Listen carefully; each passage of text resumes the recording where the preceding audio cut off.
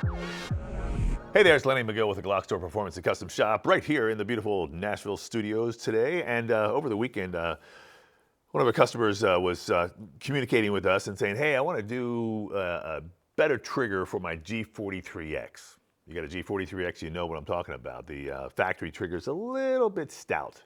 It's just a little bit long in the pull. So he said, I don't want to spend a lot of money, because I said, well, try the pyramid trigger, because that's really going to be the best way to do it. The pyramid trigger is the best aftermarket trigger available for your Glock. It's really a fantastic opportunity for you to improve the trigger pull, and we've got them available for all the Glocks. But for the Glock 43X, he was saying, no, I don't want to spend a lot of money. I want to be really careful. So what should I do? And I said, there's one simple thing you can do. And it's an item that I've been selling for literally 30 years, and it's the double diamond 3.5 pound connector. It's a simple drop-in part, and this is going to improve your trigger pull. And I'm going to prove it to you right now. But like I said, I've been selling these for 30 years. It is the one thing you can do that is simple, easy. You can install it yourself. I'll show you how to do it in 5 minutes or so. And it will improve your trigger pull. And a lot of people, wonder why do I want to improve my trigger pull? Well, if you have a shorter and lighter trigger pull, you're less likely, now get this, less likely to disturb the sight picture or the sights as you pull the trigger. Now, the gun's always moving when you're pointing it down range and when you go ahead and pull the trigger, but it's always going to be moving, and anytime you start to move your finger or your hand, you're going to introduce more movement. So the less movement that you do with your finger and hand, the less movement you introduce with the gun, hence you'll be more accurate. So there's all the reasons why you want a lighter, crisper trigger pull. Here's the Glock 43X. This is the MOS version. You'll know that it's MOS because it has the MOS plate. All right. It also has the Picatinny rail. So it doesn't say MOS on the gun at all. It doesn't say 43X MOS. It just says 43X. But a lot of people say, do I have an MOS? Well, yes, you do if you have the plate. And the rail is another good indication. So just taking it out of the box, it's brand new. I'm going to go ahead and drop the magazine. I'm going to inspect inside the chamber, make sure it's empty, and it is empty. Notice the trigger finger and where it's positioned. I always want to hold the gun in that position. All right, I'm going to pull the trigger down a safe direction, and now I've got an unloaded gun and I can kind of work on it. The first thing we want to do is prove to you that this gun is going to start out with a 5.5 pound trigger pull. That's what it says right here on the label. Let's go like that. And it says 5.5. And that's what they mean by 5.5 LB. It's a 5.5 pound trigger pull. And it feels like it. I mean, it's okay. Not bad. I will say to you that the trigger itself is kind of sharp and kind of a little rough on the finger. If you shoot a whole bunch, you'll notice what I mean. But we're talking about the actual trigger pull, and the length of the trigger is also another. There's a lot of pre-travel there. So I'm going to pull out here what I call we sell these. This is our dead weight trigger weight. Okay, it's basically probably the best way to determine your actual trigger poundage. On the bottom here is a 3 pound weight. I'm going to take it off because this trigger is going to be right around 5.5. Well, you know what? I'll keep it on and I'll just put the 1/2 pound on here. How's that? So I'll take it off later, but right now I'm going to use 5.5 pounds. So I'll take all the big stack off here right now. So I've got a 2 pounder here. I've got a 3 pounder on the bottom. This entire mechanism is about 5 pounds. And we've already taken into consideration all this stuff. So here is my 1/2 pound weight. The dead weight trigger weight is actually, like I said, the best way to determine your trigger pull, because it doesn't have those springs and all that goofy stuff there that can be really gamed a lot. So again, the gun is empty. I'm going to go ahead and rack it. I've got 5.5 pounds on here. It should break just at 5.5 pounds. All right, but there it is. I'm going to give it a little bit of, there it is. So just at 5.5. I mean, it's basically 5.5. I could even go, take that off, go down to 5, and it's probably not going to break at all. A little wiggle warmed up. So it's really 5.5. So if I keep that there like that and I put the half pound on it, there it is. So now we know we've got a 5.5 pound trigger pull. I'm going to show you that we can drop that down to about between 4 and 4.5 with the double diamond 3.5 pound connector. Installation is fairly simple. There is, almost a full disassembly here to do this, but it's pretty easy. And I want to show you how to do it. And all you need is really a punch, and even a little mallet would be helpful. Not necessary, but the punch is necessary. The mallet, you'll see how I use it. And we do sell this as a punch set. I sold a bunch of these for linemen over the years because it's just fun to have and it's inexpensive. You can use it for a variety of different things, but when you're working on firearms, there's always a pin to take out, and you always need a punch. And this one has a variety of different punch sizes. So the one that is being used for all Glocks is a 3/32 inch punch. That's recommended throughout all Glocks. But I will use a little thicker punch to take out what I call the trigger pin. So let's go ahead and identify some of the pieces here before we actually take it apart. G43X. You have your trigger housing pin right back here and your trigger pin right here. This is the takedown lever, also known as really the slide lock. Okay, that's the little lever you use to take the slide off, and I'll show you that in just a minute. Now, the slide lock should not be confused with the slide stop, which I do a lot, and a lot of people do a lot because slide lock, slide stop, slide lock, drive you crazy. This is also known as a slide release, okay, and that's what you use with your thumb to release the slide to let it go forward when it locks back, or you push it up to lock it back yourself. So there's really those two items there, plus the trigger pin and the trigger housing pin. Again, this gun is unloaded. I'm going to go ahead now take the slide off, and to take the slide off, basically it works the same with the 43X as with all Glocks. You want to take a little bit of pressure from the slide off of the slide lock. So I'm going to wrap my hand up on top here, and when I do that, I'm going to pull it back just about 1/4 inch, like right there. Okay, so you can see that. That's all I'm doing. I'm just taking some pressure off of that slide lock so I can pull down now with two fingers. Hold it down on both sides. It is spring loaded, so hold it down and then walk the slide off. Now, once the slide comes off, I want to be careful not to let it fall down and hit the ground because you bend that nose ring. It's not good. Okay, so there's the slide or the upper, and this is the frame or the lower. And we're going to go ahead now and take out the trigger pin. Like I said, I'm going to use a little thicker punch because that pin, the trigger pin, is a little thicker than the 3/32. So to do that now, keep two things in mind. One, the slide stop intersects with the trigger pin, and it intersects in a way that the trigger pin has a notch on it. The slide stop has a spring that kind of catches it into that notch. So the trigger pin captures the slide stop, and the slide stop captures the trigger pin so it doesn't walk either way out while you're shooting, all that vibration. So it's a pretty ingenious little system, and to take the trigger pin out, you have to manipulate the slide stop a little bit. Now, when I say manipulate, what we're trying to do is just trying to give it some movement so that it can jump over top of that slot or that groove that's in the pin.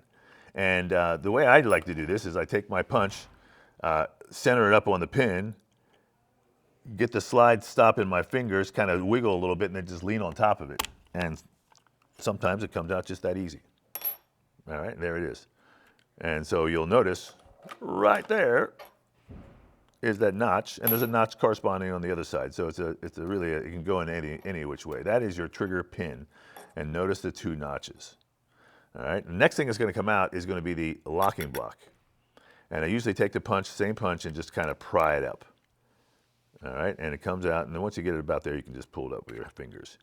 That's the locking block. Notice the holes where the pin goes through.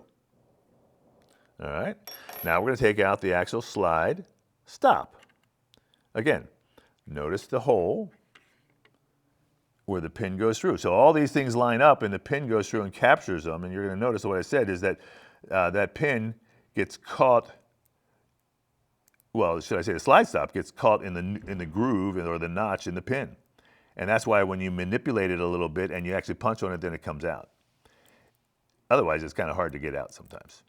Now you can usually force it over top of that, but it's actually easier, again, if you just pick that thing up and just kind of push it up around. There's the spring we're talking about. That's pretty interesting because it keeps it down in the downward position. So there's 3 items we've taken out now, and now we're going to go ahead and take out the trigger housing pin. And that's in the back here. And you can see that I'm taking the pins out from the left side of the gun to the right. I'm going to put them in from the right side to the left. I don't know if that's necessary with Glocks, but it's kind of an old gunsmithing concept that I learned many, many years ago from many different gunsmiths. And so just keep it. It kind of makes sense though. You don't want to have you don't want to wallow that hole out. You want to keep it consistent. So you don't want to go in on both sides. Just one side is probably good, like they said. I'm gonna take this pin out. This pin is plastic. It can come out with just finger pressure, and there it goes, pops right out. And again, that's why I use my little armorer's donut, because it captures these things inside there. And there's the 4 items that we have taken out so far: trigger pin, locking block, slide stop, and trigger housing pin. And now comes out the entire trigger housing, trigger mechanism, trigger bar, trigger housing mechanism. The whole thing comes out as one unit like this. And there is your frame. Okay, frame is basically empty except there's a couple pieces in here. Remember we talked about the slide lock. So there's a slide lock and a corresponding spring. So there's 2 more pieces. And then the magazine catch or magazine release button is also another piece, and inside of the frame there's a roll pin spring that's captured in the frame. So really there's 4 pieces there plus the frame itself. So there's 5 pieces. Here's 6, 7, 8, 9, and the trigger bar and the trigger shoe are sold as one piece. I've had people say, hey, can I just buy a shoe? And not really, because once they go on the bar, they're just impossible to take off. And they don't sell the shoe separately, they being Glock. So when you buy a trigger bar, it'll have the shoe on it. This mechanism that they use, or this processor that they developed to capture the bar into the trigger housing, is a little bit confusing in a sense that it's easy to understand, but sometimes putting it back on is a little bit tough, and I've got a little technique I'm going to show you. So basically you're going to see there's a spring-loaded stirrup in there, and that allows the bar to go back and forth.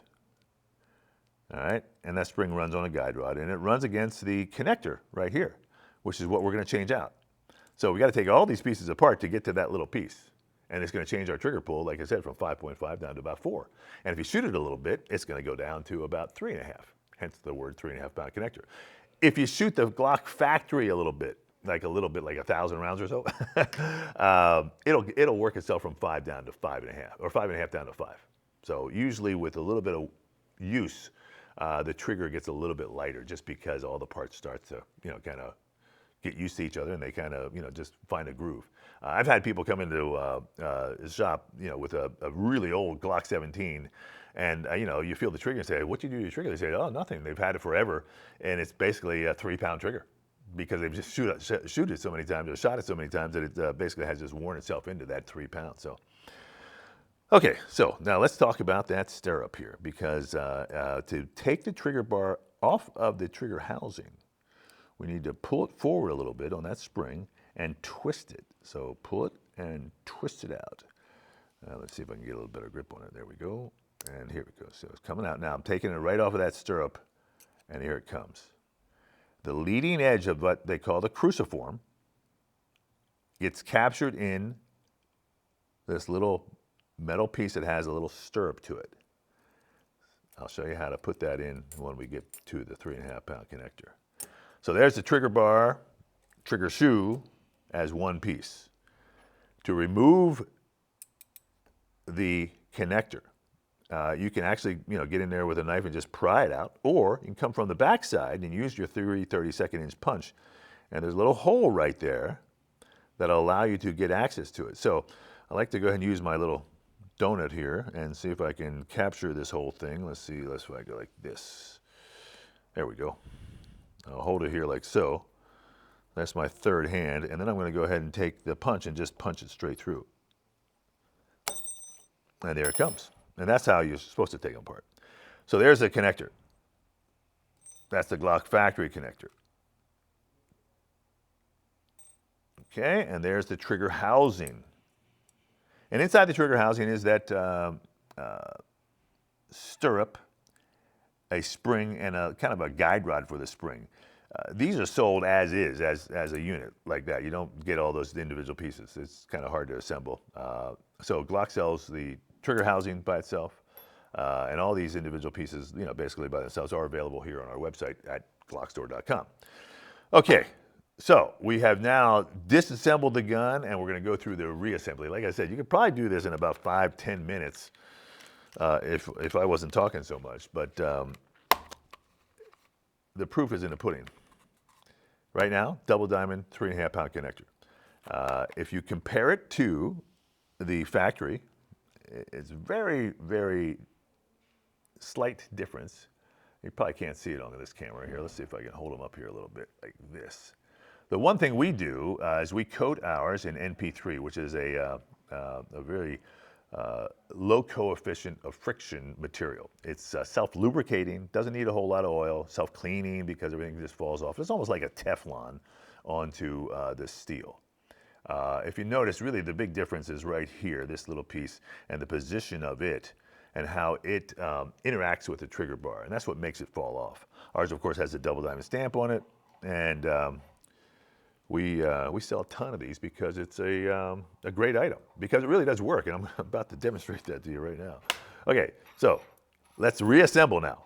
First thing first, we want to put our double diamond 3.5 pound connector into the trigger housing, and it really has only one place to go. The short leg goes into the slot right there, and you can see there's kind of a slot right here where it's supposed to go, and you're going to notice the other thing too is the connectors are not truly 90 degrees, it's like 92 degrees, 91, 92 degrees. And by design, because it is actually a spring. So I pushed it in all the way by hand, but this is where I'm gonna take my little hammer. I'm just gonna tap it in a little bit more, so make sure it's totally flush, because I want it to be, as flush as possible. But notice now that it doesn't stick right to the piece, because the action we're looking for is right here. This is what makes it reset the gun. All right, that little spring action right there. So that is really important to understand how this functions and what's going on. Is interacting with the trigger bar. This little ear right here runs along the raceway on the underside of the slide. That's why they have some, their beryllium copper grease there, because that's where all the action takes place. So that connector is moving in and out as that slide goes back and forth. And that's what resets the trigger. And that actually, like I said, interplays with the trigger pull and all that stuff. So that's how that works. Now here is that trigger housing with the 3.5 pound connector installed. We're gonna take our trigger bar, the leading edge of the cruciform, that piece right here. We're gonna go ahead and anchor that into the stirrup, which is right there. Now, oftentimes that stirrup will get buried a little bit, so I like to take my punch and just pick it up so it's a little bit prouder. So let's see if I can show you what I'm trying to do there. Like so. Oh, my hands are in the way. I gotta go this way. I'm picking it up like that, just to get it, just to get proud, so I can get a hold of it. Okay, because it'll bury itself a little bit down there. So if I pick it up and just, kind of get in the position, now I take my trigger bar, like I said, the leading edge of the cruciform, and I've got to kind of snake it in there a little bit. So I have to kind of bend it and get it in there, and I got it, and then you have to kind of twist it a little bit and pull it forward, and it's in, just like that. That did pretty good that time. All right.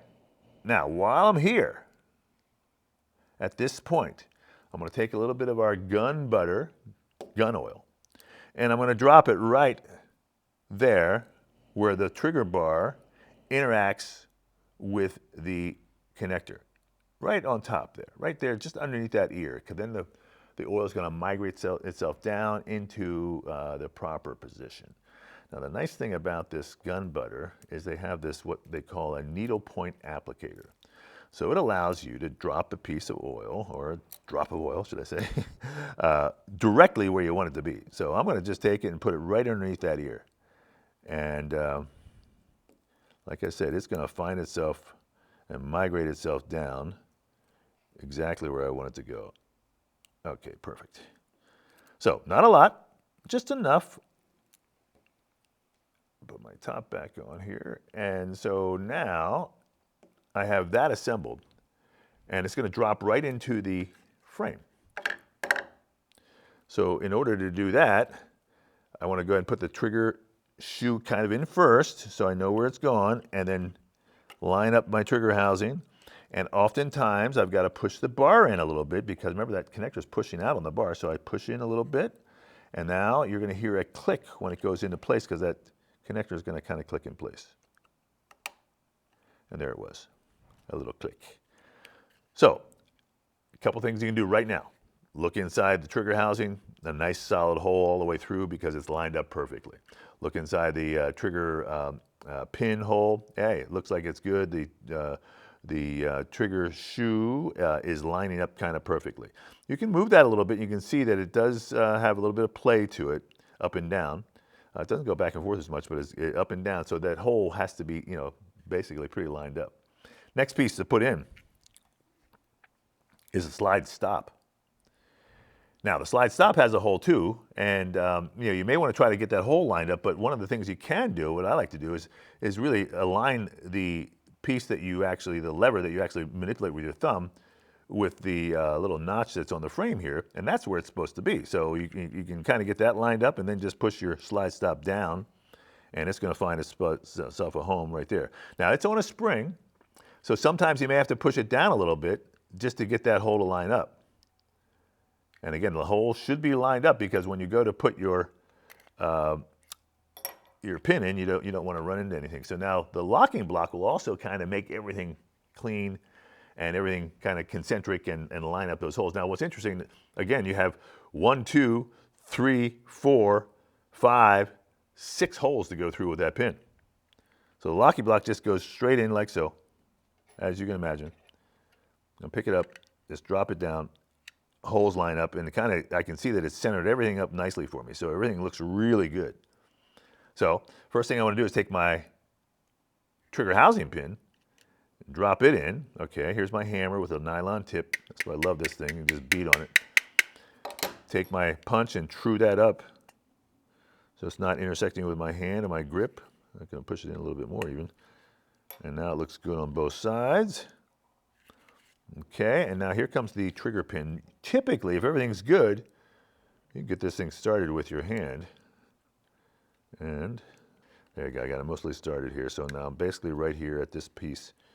So I'm just going to hold that down a little bit, take my punch or my hammer and tap it. Now, I've got it flush on this side, but it's not quite flush on this side. It's not going to be flush on both. I mean, it'll be just under on both sides, but it's more proud on the right side than it is on the left. And what's happening is that the trigger pin is not all the way in, and the slide stop has not married up to that notch. So I take my punch and I'm going to push it in just a little bit. Now, if everything works great, you'll hear a little click, and that click is going to be this spring on the slide stop clicking into place on the trigger pin. And there it was, nice loud click. Now, to test all that, before I even put the gun together, I want to go ahead and pick up the slide stop. Has nice spring action to it. Everything looks really good, okay? And now I'm ready to put the slide back on. And to do this is pretty darn simple. Just line up your rails. Sometimes people get caught right here. Sometimes you have to force it a little bit, but it is going to go on if you have it lined up properly. And now that it's lined up properly, I'm going to go ahead and rack the slide, pull the trigger. I can tell you right now, it's a lot lighter. I mean,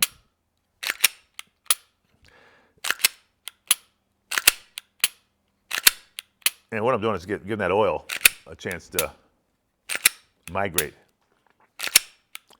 and get in play. But I can tell you right now, it's significantly lighter. So let's take our dead weight trigger weight and see what we have here. So remember, we started at 5.5, and this is 5.5. I've got 3 on the bottom, 2, and a half pounder here. And that was the factory, basically. Okay, so go to 5. And there's 5. Okay, so let's go ahead and remove the 3. And I will go to 4. Let's see if I can get 4 pounds out of this guy. There's a 1 pounder. And here's another 1 pounder. And I'd be happy with a 4-pound trigger pull for a carry gun. 3.5, 4 pounds is really where you want it to be. Gun is unloaded, of course. Here we go.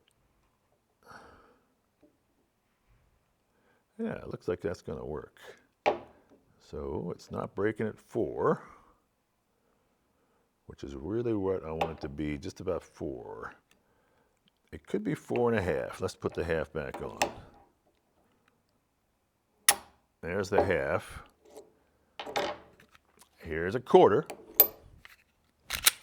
So 4.25 is the magic number.